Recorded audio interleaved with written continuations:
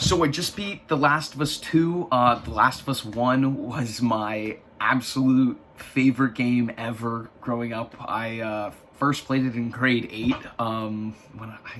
grade 8 or grade 9, and I've beaten it about probably 15 times. And so I've been waiting 7 or 8 years now for part 2. And so I guess actually I haven't been waiting years for part 2 because I never thought they were gonna make a sequel. Now I always wanted them to make a sequel, especially in high school. I was like, man, my favorite game ever, getting a sequel would be unreal, right? And so finally when it got announced, I lost it.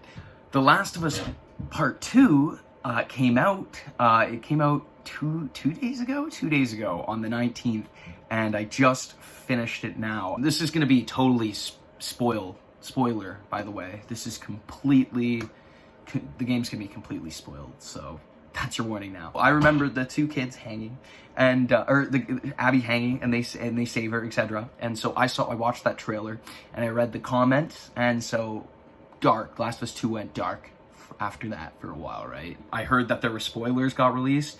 I basically deleted Reddit and Twitter. I didn't go on there.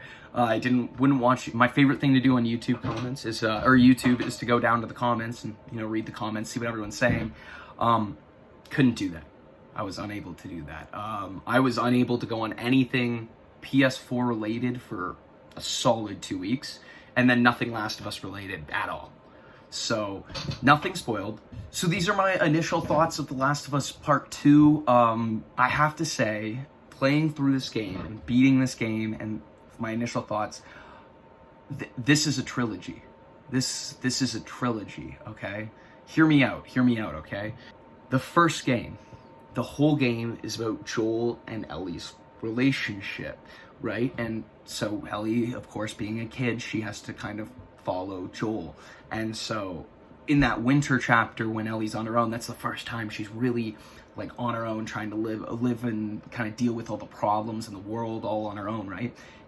But really throughout that game, what you see is Ellie doesn't really have a lot of choices. She doesn't have a choice of who she gets to go with. She doesn't have a choice of going to the St. Mary's Hospital and getting put on the table to get cut open. She didn't have a choice when Joel rescued her, right? And so this game, The Last of Us Part 2, in my personal opinion, is really about Ellie getting choices. For the first half of this game, you see Ellie again not having choices. She's not able to save Joel. She's not able to follow the routes that she wants to take at the beginning with Dina, right? She's not able to save Tommy and Jesse and a lot of these other people that in Ellie's life die, right? And so she doesn't get choices when she has to kill the pregnant girl, right? It was that or be killed, right? So throughout this whole thing, Ellie just has no choice. And so when at that point when Abby, so I'll get to Abby's character later. I, by the way, thought Abby's character was fantastic, but I thought when Abby and Ellie were fighting, when they were fighting each other, right? I thought Abby was gonna kill Ellie or vice versa, but then they of course didn't. They just get in that tussle and they leave their separate ways. But that was an awesome boss fight.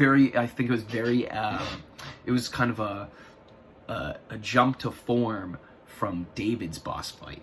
But anyway, I thought someone was gonna die there. But at the farm, when Ellie decides she is gonna leave Dina, from that point on in the story, Ellie has the choices.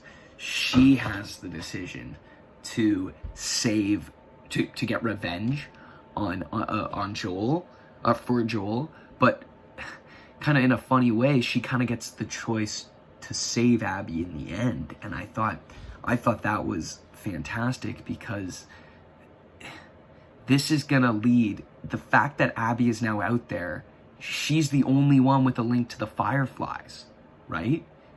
And her dad was the doctor. So in my thought process, why else would they let her go and have Ellie live? Well, Ellie needs a choice. What better way to round out her character than to have her make the choice to sacrifice herself to save the better of humanity instead of being forced into that position? What if there's a third game, and she gets pushed to go find Abby and to help have her, those two will like kind of be the kind of like Joel and Ellie of that game. Kind of those two will have to go across country to find the Fireflies again to actually get the cure now, to for real do it, or find someone to make a cure. I think that's what the third game is gonna be. I think that Abby is still gonna be a player, and I think so is obviously Ellie and Dina. I think these characters, and who knows, maybe it's 20 years in the future or something like that, and Dina's kid is now a major player in The Last of Us 3, or maybe you play as Dina's kid, and you go meet Ellie. Who knows? Going on to Abby's storyline, I thought her story was fantastic. It shows how someone can kind of keep getting hit with these punches, keep getting hit with these waves, and still redeem yourself and try to be a good person. Like, yeah, she killed Joel. That, by the way, Joel dying, wow.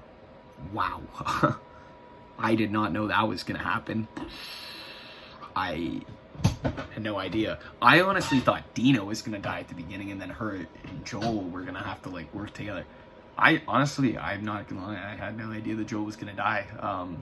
So when he died, I was just like sitting there like, and it was terrifying. But anyway, I think that Abby's storyline was great, because even though she killed Joel and I was like, hated her, the fact that you play as her and you get to meet all these characters. Now, don't get me wrong, these characters are pretty one note, but that's not really the point. They're not there for anything other than Abby's character development, okay?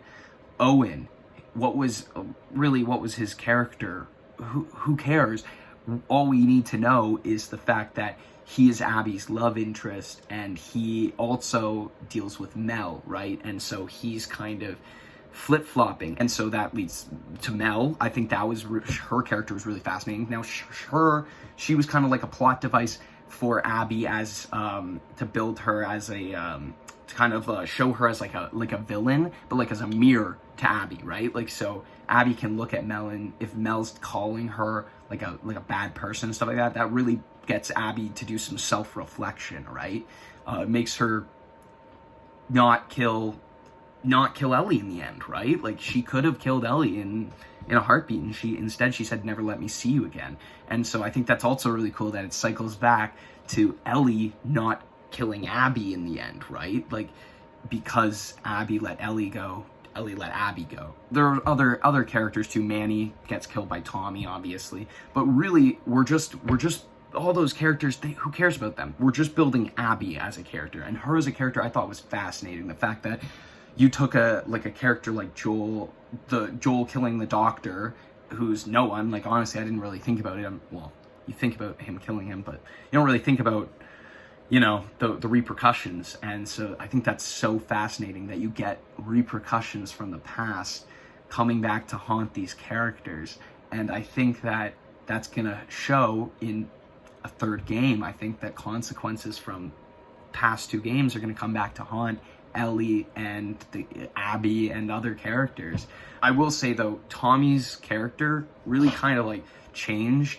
I always kind of thought of him as like a little bit of a good guy. So when he came to Ellie and like really like at the farm with Dina and really vilified the fact that she wasn't gonna go out and kill Abby, I think that was kind of like a little bit out of character, but at the same time he did just get shot in the face and like in the leg and stuff like that, and he can't go get the revenge, so he's really pushing Ellie to get that revenge. One more complaint about this game is, honestly, I think that there was a little bit too much exploration. Is that possible? There was a little too much exploration for my liking. I like very linear focused games. I like games that have a clear destination of where I'm going. I'm a really big sucker for like games like Bloodborne, I mean, it's a little bit open world, but you generally have a direction that you follow. Same with other Uncharted. I love Uncharted, God of War, right? These very linear story focused games. I love these, and the problem is that I felt like there was almost a little too much space in between. And I'm gonna go out there. I think they could have instead of the space in between, like a lot of the like exploration and crafting, they could have lessened that. Kind of made a little bit of the combat a little bit like almost bigger areas of combat in a sense, so that, and then you can collect crafting areas inside the combat area. I know they did that a little bit, but like even bigger in a sense, so that there's less exploration in between these areas, kind of. And I feel like it would really build up the kind of intensity. And then one more thing is I wish they brought back the multiplayer. I really liked the multiplayer on the first game, and I thought it was really good. And the fact that it's not in here is kind of, it's a little bit, it's like, I guess I'll just play the main campaign like 4 times. And honestly, it's like a 20 to 25 hour campaign. So like, that's like, if I play it 3 times, that's like at least 60 to 70 hours of gameplay. And I think, honestly, if I'm paying $1 for an hour of gameplay, I think that's worth it. Anyway, those are my initial thoughts. Yeah, I really do think it's going to be a trilogy of The Last of Us.